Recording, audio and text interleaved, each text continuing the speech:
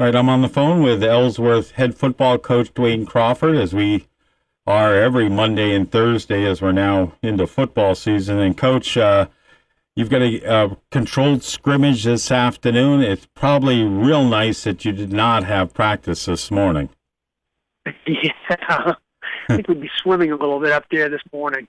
Yeah, no, we play at 4:00 at MCI round robin. There are 5 or 6 different teams there. We'll play Mount View, and I believe Madison is the other team that we're playing today. So, controlled scrimmage. We're on the field with the kids, and get a chance to go out there and see what we can do against something other than puffs and bags.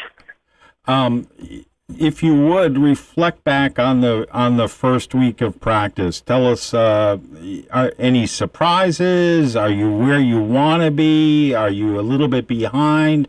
Are you ahead of expectations? Where are you with after the first week?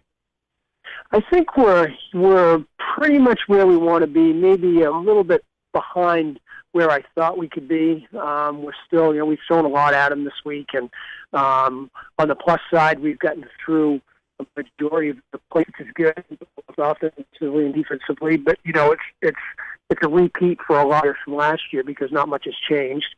So they picked that up fairly quickly, and the conditioning part was really good. I mean, we only had, I believe, four players that didn't make every practice, and of those, most of them, of those 4 or 5 that didn't make everyone, they only missed one. So I think we're in pretty good shape, and they worked really hard all week long, and had a walkthrough practice on Saturday, and that went pretty well. So I think they're all anxious to get up there and play against somebody with a different colored shirt on.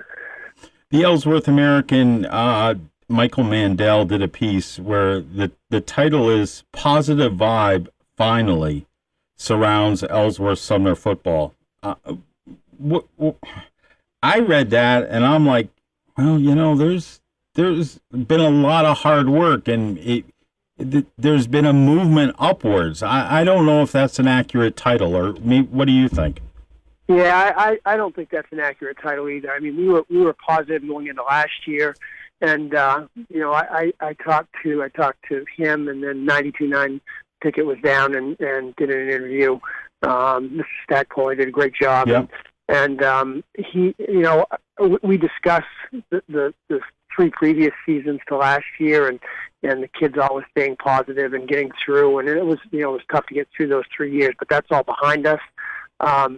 And we were positive last year. I think there's always been a fairly positive vibe around the program, regardless of the wins and losses. We always looked at little things that we were trying to accomplish throughout the season to get the kids through, and seasons that we knew we weren't going to do well. So I think that last year going in we were positive, and so we're positive this year, and we'll just try to build off of last year's successes. That being said, we've it's one of those things. The league's always competitive, and everybody's positive going into the season. So we'll just go out and play our best football and see what happens. Football is a game built upon building blocks. Last year it was a great season for Ellsworth. You ended up being 5-3, but you don't get there without those 3 hard years beforehand. I mean, you just don't go from A to D without going through B and C.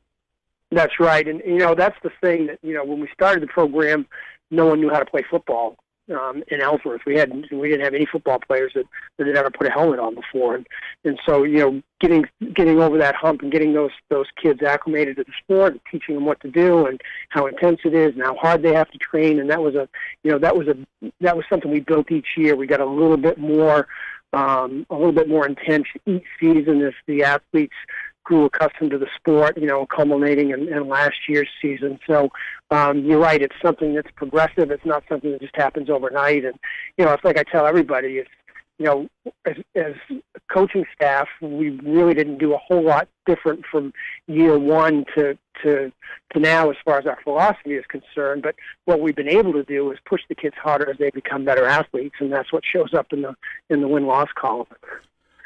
Walk us through this week. So you've got the the controlled scrimmage where you guys are out on the field tonight, and then you've got the exhibition game against MDI on August 26th.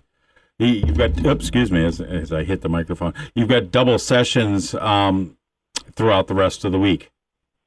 We won't have a practice tomorrow morning because those kids will be recovering from tonight. But Wednesday we'll have a morning practice and then an evening practice. And that's Wednesdays usually we have a pizza party and kind of celebrating the end of two-a-days. Thursday, we'll see how Wednesday goes. This year's a longer year before they get back to school, so there's the ability to have one more two-a-day in there if we think it's necessary.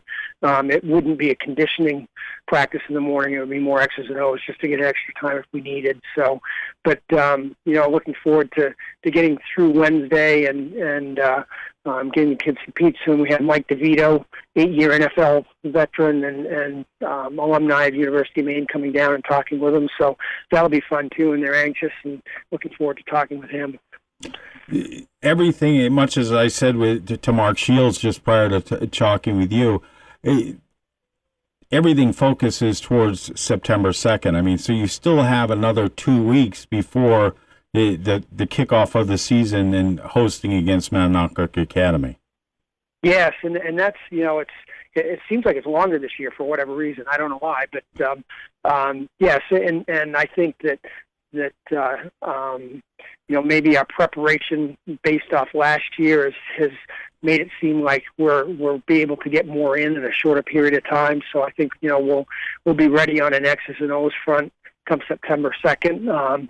We have some players that can't play today because they weren't here at the beginning of the week. With the NPA, you have to be here for 5 days, not 5 practices. So if you miss a day, you're stuck, or miss 2 days, you can't play in the Monday scrimmage. So we have a few bodies are out that'll be able to play in NDI's game. So we won't get a true look at everybody today, but I think we'll definitely be ready from a knowledge standpoint on the 2nd.